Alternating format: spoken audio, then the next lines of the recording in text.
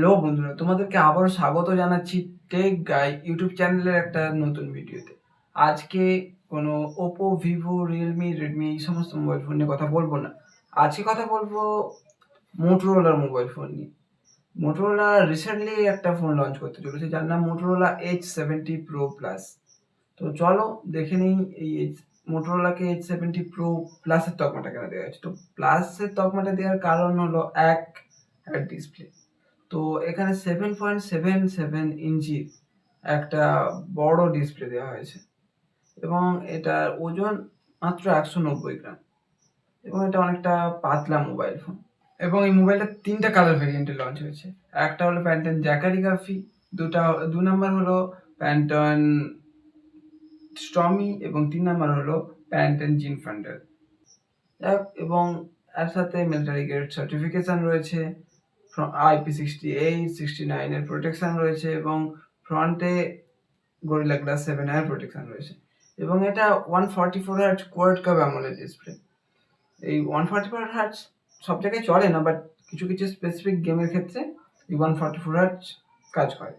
এবং এতে HDR10+ এর সাপোর্ট, কালার গ্যামুট, P3 এই সমস্ত কিছু এখানে ব্যবহার করা হয়েছে।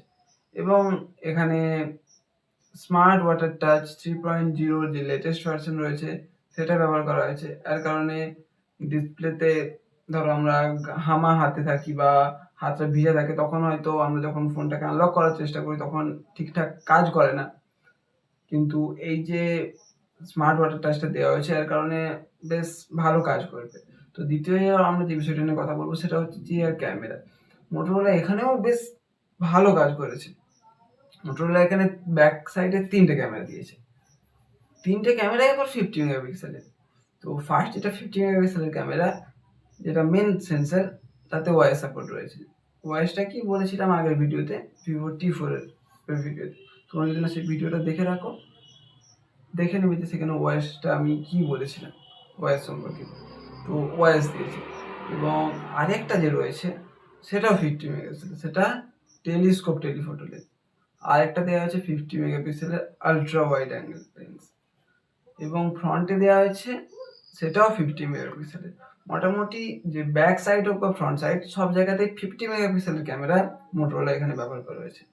তার মানে বোঝাই যাচ্ছে যে এই ক্যামেরা দিয়ে বেশ ভালোই ছবি তোলা যাবে। তো আমি জানি না ঠিক কেমন ছবি হবে, বাট মোটামুটি ভালোই ছবি আসবে। এবং এই ক্যামেরাতে হরাইজন্টাল লক ব্যবহার করা হয়েছে, যার কারণে আমরা মোবাইলকে 360 ডিগ্রি রোটেট করলেও মোবাইলটা একই জায়গায় স্টেবল থাকবে। এবং এরপরে যদি আমরা পারফরমেন্সের বিষয়ের দিকে আসি, তো এখানে পারফরমেন্সের জন্য হাইয়েস্ট চিপসেট এটাকে বলা যেতে পারে, কিন্তু এটা স্ন্যাপড্রাগনের চিপসেট নয়, এটা মিডিয়াটেকের চিপসেট। মিডিয়াটেক ডায়মেনসিটি 8500 এক্সট্রিমের একটা চিপসেট।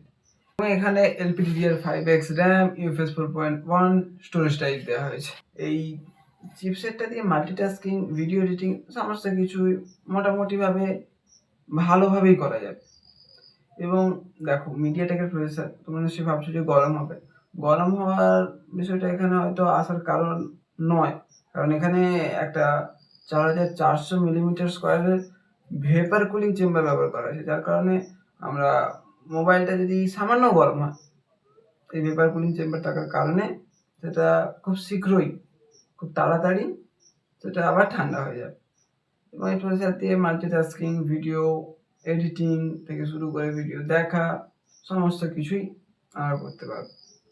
তো এরপরে যদি আমরা ব্যাটারি সেকশনের কথা বলি, দেখো মোবাইলটাকে চালানোর জন্য তো একটা বড় ব্যাটারির দরকার হবে।